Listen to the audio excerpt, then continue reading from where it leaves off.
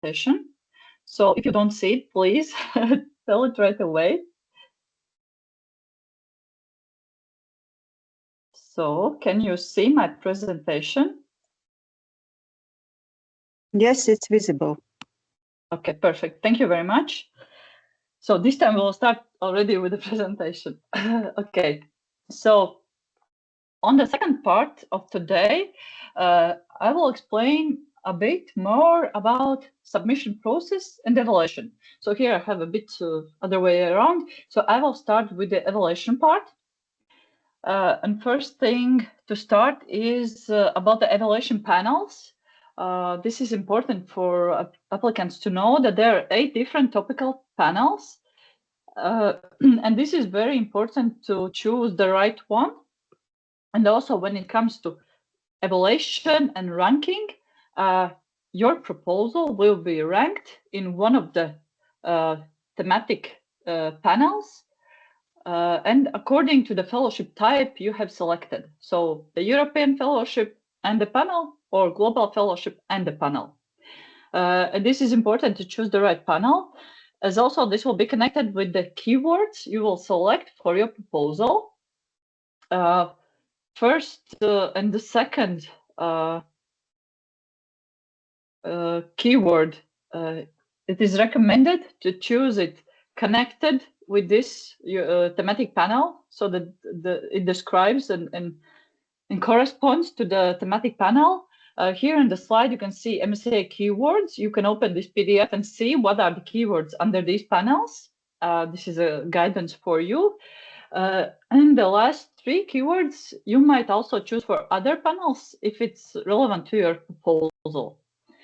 And it is so important to choose the right order of the keywords and right keywords as itself, as according to the abstract of your proposal and the keywords you will provide, the evaluators will be selected. So we all want the right people to evaluate our proposal, right? So that is why this is important to pay attention in the order of keywords, and also what do you put in your abstract in terms that right people will read your proposal and score it.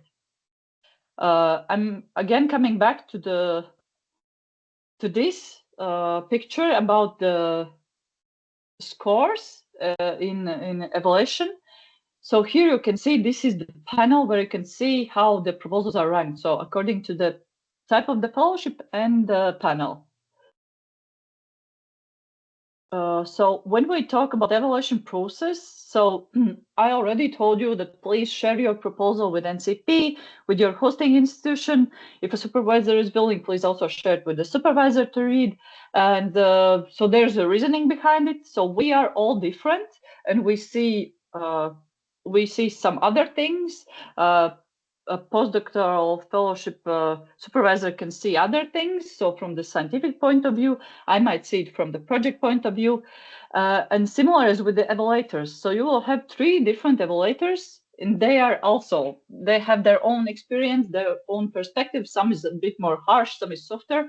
So it is important to, first of all, test this with people who are pre-screening proposal, and then the evaluators also will officially now, when submitted, will read your proposal and see how you put all the parts together. So your proposal will be evaluated by 3 individual evaluators. They are called generalists, so they might not be an expert in a specific field, but they will understand the general idea. So that is why I will show you different approaches on abstract, on how to write a proposal, what to put in proposal. And some of you, there might be a feeling that this is not scientific, this is more like popular science. But you will see that in some points this is true, especially when we talk about the abstract. They should be very easy, understandable, as first of all, the evaluators will be generalists, and also your abstract, if funded, it will be published online and it will be used in many situations.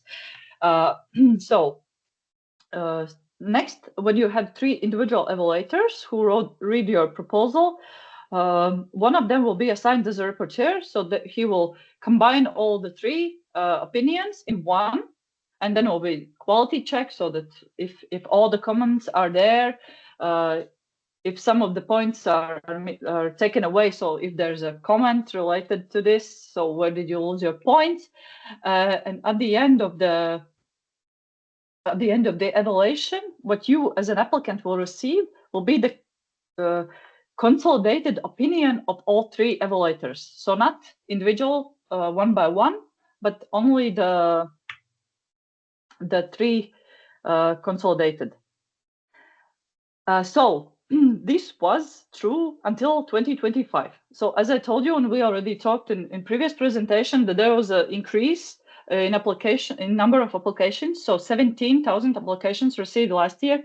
So also this part was changed. So not a nice comment was provided to applicants, but it was put really straightforward. So there was a sub-criterion and only 1 or 2 words provided to an applicant. For example, is the objectives verifiable and measurable? There was only 1 word put. So good, very good, weak, or whatever. So there was not this nice combination of all 3 evaluators, but only 1 or 2 words per sub-criteria. This was different. We were all surprised to see this.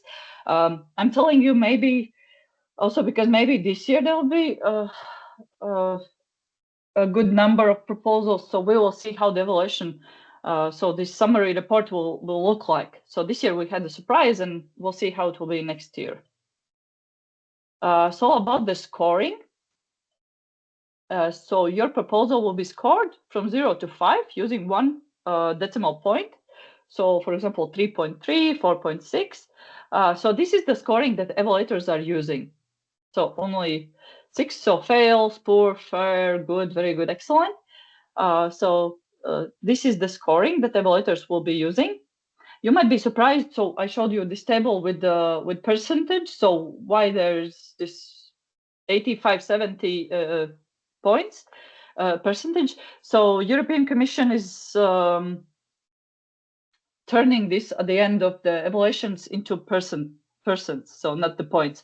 But what you will see, and you will receive the evaluation summary report, in your case, for a postdoctoral fellow, so for the applicant, you will have this approach. And the percentage, this is made only for the public at the end of the results. So award criteria, this is similar to all Horizon Europe. So there's excellence part, impact part, and implementation part. So all 3 of them are important. The difference is that some parts has a higher score, higher weight on the final score. So excellence part has a 50% of the weight on the final score. And this means, for example, if you and other applicants receive exactly the same amount of points at the end of the evaluation, then what happens? So evaluators look who received higher score in excellence part, then the ranking goes higher. So if you receive bigger score than others in excellence part, you'll be ranked higher. If after this first ranking round, it's still the same, you have the same amount of points with other applicants, then the impact part comes in, and it is viewed, so who has higher score in impact session. And in some urgent cases where there are still the same ranking, there are some other ranking criteria that are taken into account. First of all, there is gender balance. I haven't seen how practically this works. Participation of the non-academic sector. So in some cases, this non-academic placement might play a role, but then you have like really have a very similar score for a long time in a ranking process. Geographical diversity and so on. So what I usually show to Latvians, and so we have not only Latvians in this training, but for all people who are willing to participate in Horizon, a very good thing how to learn about the proposal preparation and evaluation is to become evaluators yourself. So this is not a guaranteed. You might register and you might be invited to evaluate some projects. But in terms to be invited, you need to fill in your profile. And this is on Funding and Tenders portal. You need to put here, so work as an expert, register as an expert. There are keywords that you need to provide, contacts, experience, and so on. And as the number of proposals are increasing, I believe that also the Commission is searching for new evaluators. So if you're interested also in evaluations, so first step is to register as an expert.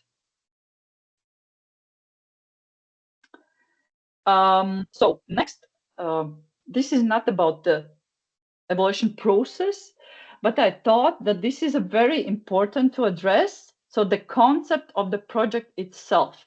So already before starting to write a project, to explain you the concept. So what is evaluated and how is evaluated corresponds to these questions. And here I would like to provide you with some also a bit practical examples on what exactly should be there in your proposal. So we will go through these questions. So who in your proposal? So first step, this is not very hard if you already know where you want to apply with which host. But the first thing is to identify, so you are a postdoc, who will be your supervisor, who will be your host, right? So this is the first thing to know. This is your base. You start with this, with the arrangements and with knowledge that you will have. And also when we talk about the abstract of the project, normally postdocs put this also in the abstract. So me as a postdoc will go to this hosting institution with this supervisor and we will work on this project. So this is an example from funded project where you can see, so this part of the abstract. So first thing is to understand who will take part in this project. So practically this will mean that an applicant, so involving a hosting institution, will need to describe the fellow. So the fellow, they will be requested your CV. We'll talk about what best to put in your CV later on. So description of your experience, the quality and appropriateness of your knowledge in terms to carry out this proposed research, and all the supervisors involved. And in each hosting institution, so whether it's a main hosting institution, supervisor and the host for an outgoing phase, so this is for a global fellowship. In the third country outgoing phase, there will be another supervisor. If you're going for a secondment, there's another supervisor needed in this institution. And if non-academic placement is foreseen, also there's a supervisor. So this is, I believe, the maximum that you might have in your proposal when we talk about people. And you will need to describe every single one of them. We'll talk later on a bit more in details about this. Just a general description, how it should look.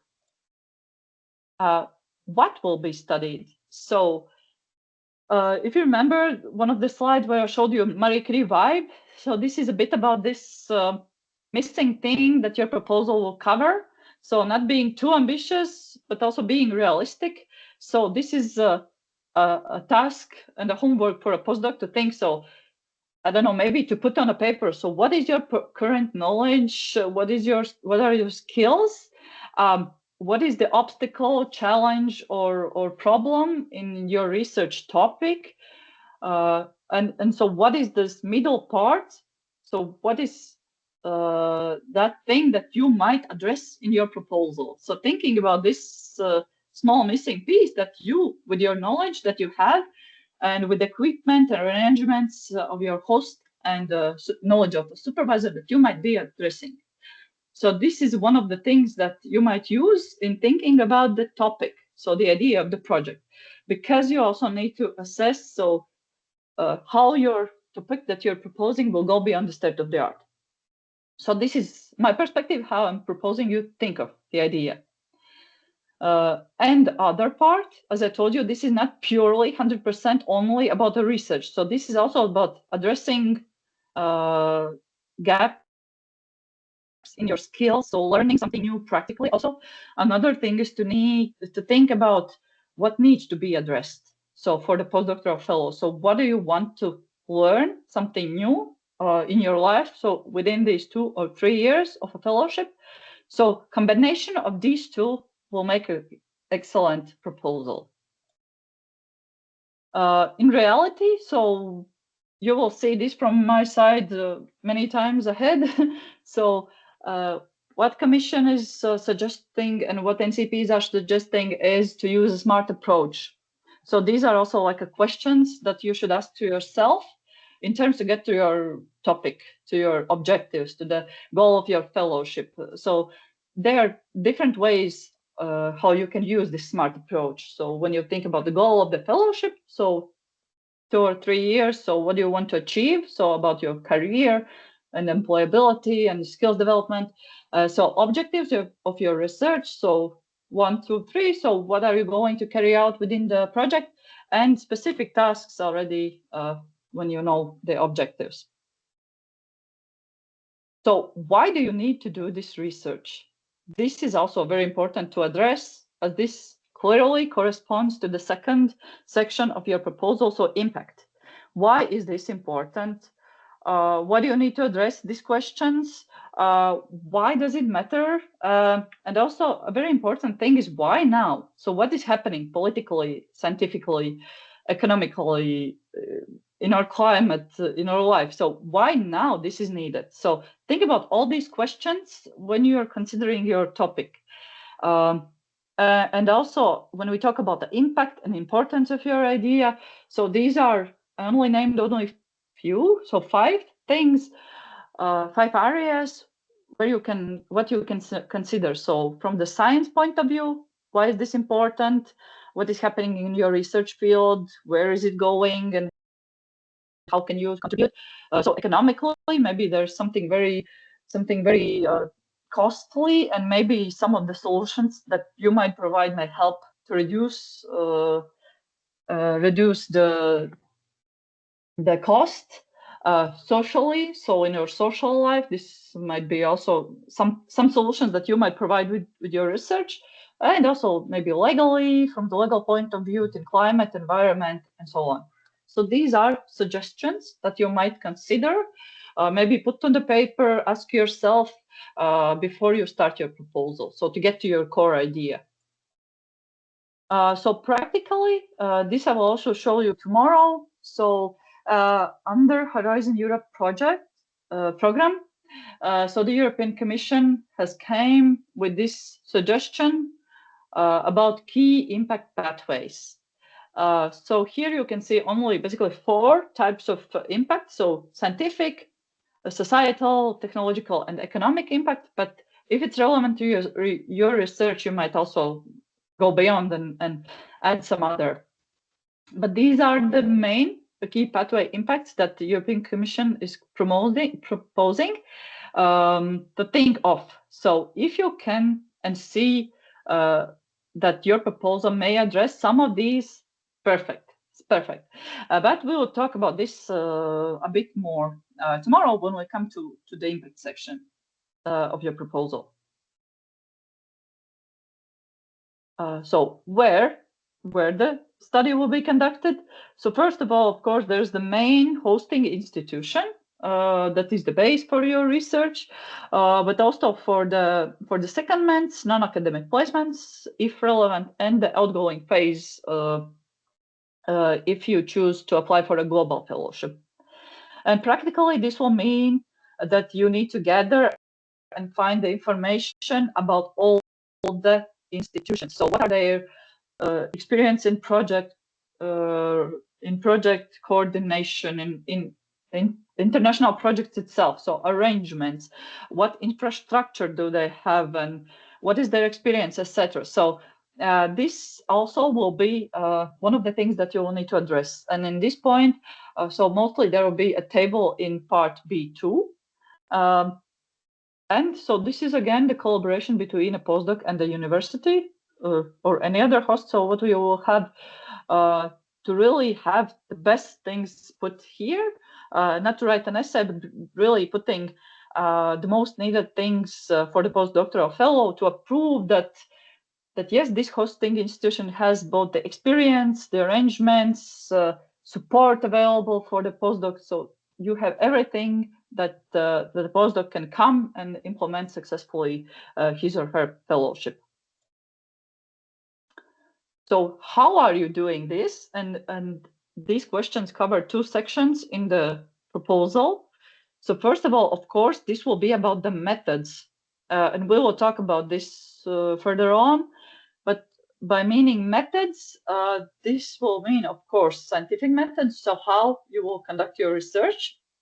You will not have a lot of space in your proposal to describe very widely. You need to have an essence, a really clear, precise description of the methodology.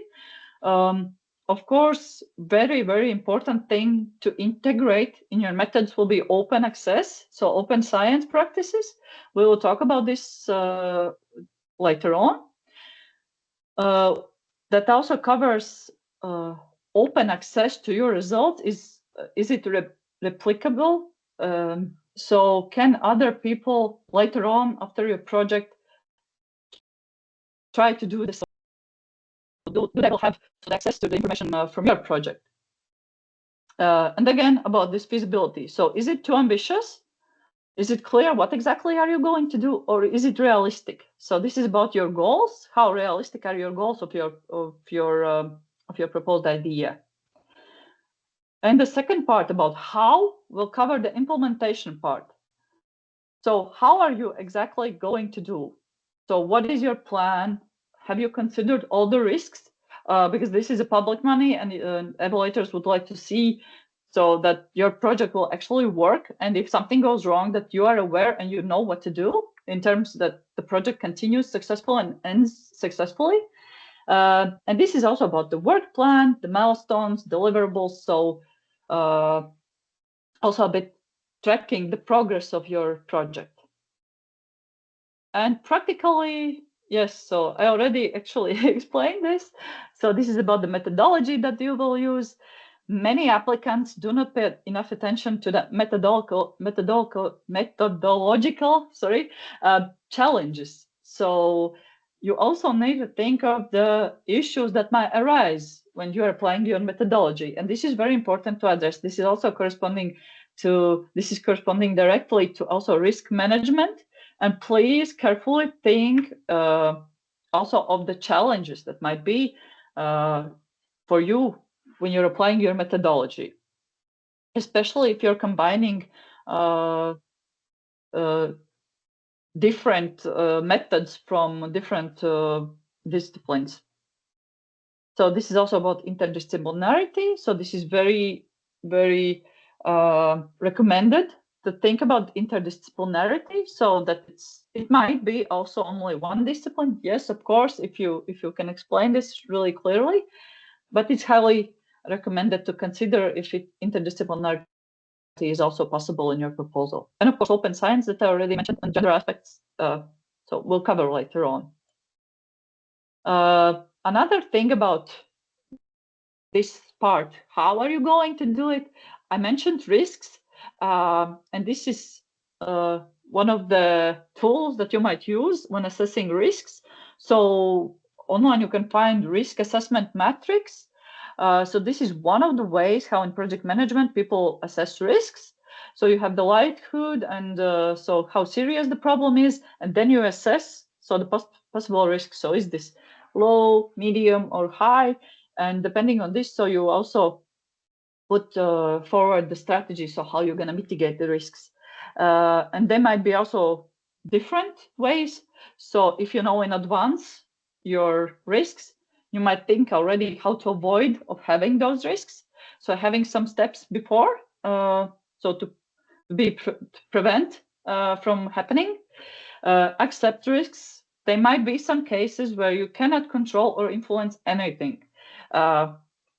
Then yeah, might be this strategy. Transfer of risk. So if the risk is starting, then might be some different actions from your side to lower the impact of the risk itself. And to reduce the risks. So also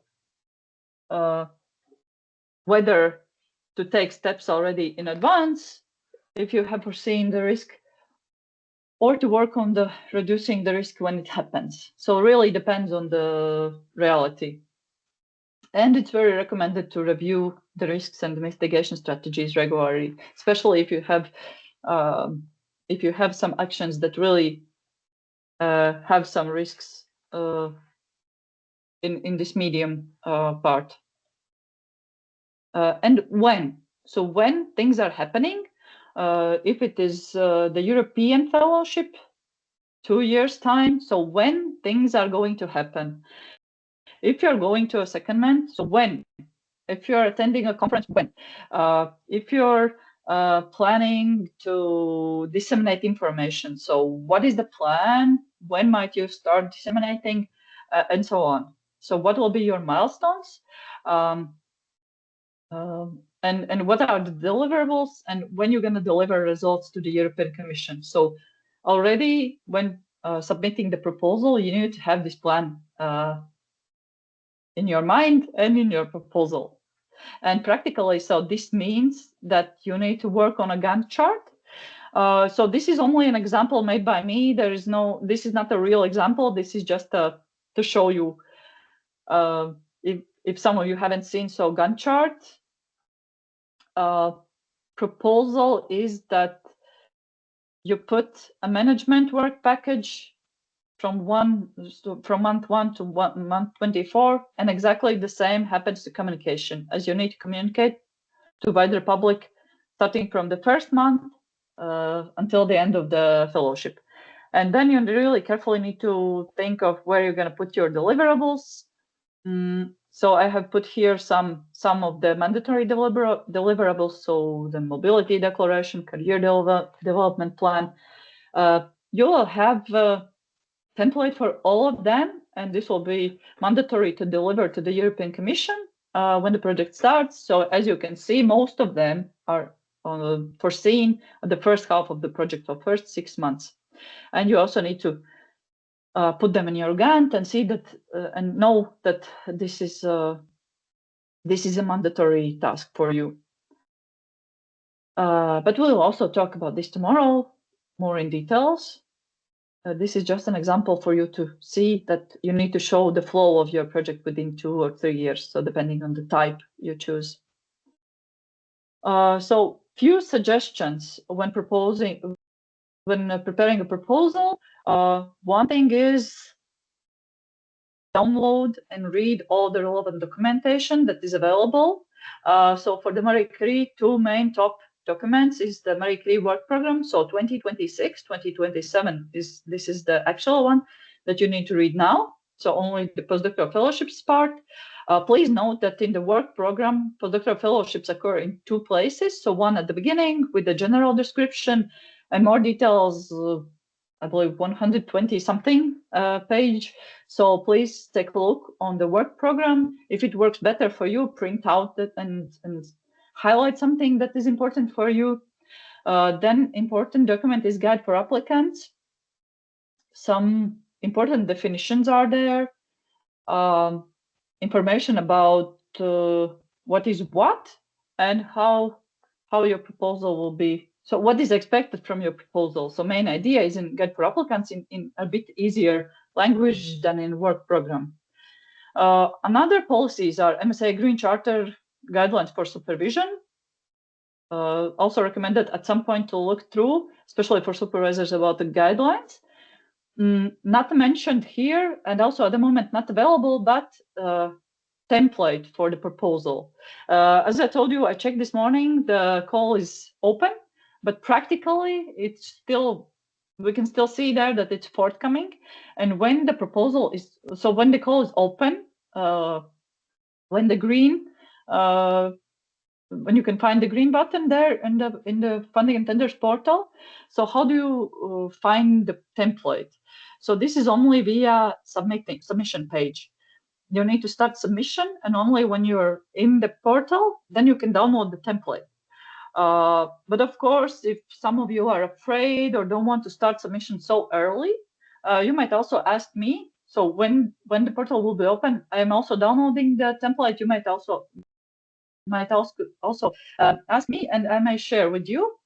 if you don't want to start submission so early. But of course, I would anyways suggest you to start getting to know the portal, what is where and how what works and what sections are there. So feel free to check and navigate through the portal. As also there's quite a lot of information to fill in. So using language, it is recommended to use this SMART approach. So being really precise, that there's no sentence that had no meaning. So being really precise, what, where, why, and how, just to have answers to all the questions that evaluators read, and it's clear for them what are you going to do. A bit technical and rigorous, but also appealing and readable. So this is a proposal for generalists. So evaluators will be generalists, but this doesn't mean that you need to lose the scientific language. So you need to be really scientific when you talk about the science itself. We talk about abstract, where you can have a bit easier approach. And also, please make sure that there's a common style in language usage in your proposal. So that there's not one heavy scientific paragraph and then something really light. So it doesn't go together and doesn't make a good impression. Using only official forms. So might be that some of you already checked how the template looks from the previous years, but please delete it and use the 2026 as there might be some changes, some sub criteria might be changed or something. For now, I haven't seen that there are some changes under postdoctoral fellowships, but anyways, there are hashtags specific for specific call evaluators for their work. So please use the form that is foreseen for this year's call. And mentioned already many times, please do not be afraid of asking support, asking help, sending your proposal, and so on. This might increase your chances of funding. And of course, I always ask people, do not leave anything for the last minute. In reality, we see that last weeks are very intense, and this is true. We all have some other duties and family life and so on, but please try to be very motivated and start working very early on your proposal, as also the latest weeks will be only for improvement. So this is the best scenario. But of course, each of us have our own working style, and these are suggestions only from my side. So when we talk about the portal and submission, we talk about funding and tenders portal. It has changed from years. There has been some things changing in the visual aspects, in functionality, and so on. But this is your number one portal, number one page, what to use. As here you have the call page, under which you have all the required information. You have all the documents, work program, template, the guide for applicants, all the annexes, descriptions, Q&As, support available. And also when project is funded, then you will be directed to the page to manage the project. So getting to know portal early is very good. A bit how it looks. So one thing that I would like to show you is how to find the guidance and how to find information here. So please feel free to find the guidance and documents here in this part. In funding and tenders portal, there are two tools that are very useful because there are also some screenshots and step-by-step guidance. First thing is online manual. This is showing the processes in the portal, so how to work with the portal, and IT how-to. So this is a support tool that might also help if you're lost and cannot see how to proceed further. If you cannot find something in these portals, of course, you can also turn to me when it comes to technical things. I might also help to navigate you through these portals and documents and so on. When it comes to funding and tender portal, so first thing is to be there, to be registered for those who haven't. There is again guidance how to use the portal. We have a webinar in Latvian available for Latvian audience, and for the beginners in English. So the webinar by the European Commission, and you can also see it here. So how to create an account or how to use the portal. What are the roles here foreseen? So about the roles. So I mentioned already in some previous slides, but normally in the trainings, I showed this table when the fellow is submitting the proposal, and when it comes to the grant, signing the grant, then it turns to the host. But from this year on in the guide for applicants, there are changes, which basically says that this table is not right. It hasn't been changed yet. I hope that technically this will be fixed also, so that there is no information that is going against each other. So the guide for applicants states that proposals should be submitted by a representative of the beneficiary. So meaning that this might be a supervisor. So this is a change, and this never happened before. So also please pay attention. This is extra weight on supervisors. I do not have more detailed guidance. What does it mean that it's submitted by a beneficiary? So may it be also a project unit or something? I have no idea yet, because this was a surprise also for national contact points. But we will follow this process, and we'll see. So what about this point here? So when you are on the call page, so this is the 2026 page, so you see still it's forthcoming, the orange here, it's not open, it's not green yet. But to navigate the page, you need to see the navigation pane on the right side, and here you don't need to scroll. You can also click on, for example, conditions and documents, and go straight away to this section. And to start submission, there's also this button, but for the moment now it's not available, as technically Commission haven't launched it yet, so the call is still forthcoming. So for starting the submission, this is from the 2023. So of course there should be person registered, finding the right call, choosing the type of fellowship. So already at the beginning, it will not be possible to change it when you started submission. You need to choose it once. So whether European or global fellowship. So which type of the fellowship you're applying. So this changes all the process and all the application as in global fellowship. So you have another host in the third country and another in the Europe for the returning stage. And when you start submission, so this is also for 2023, as I don't have the access to the new submission page. So here in the navigation pane, you will see proposals, where you can see your proposal that you started submitting to. And in Marie Curie, so this is 2023, in this example, you need to click on actions, and then you can edit the proposal. Some important buttons also here. So the most important at the beginning is where to find the templates. So on the right side, on the left side, you have download part B templates. So you will get a Word document. Then you fill in Word document, convert it to the PDF, and upload here. So part B1 separately as a PDF, and part B2 separately as part B2 PDF.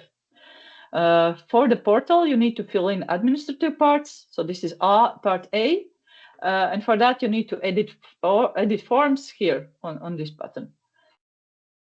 And of course, important is to validate also the form.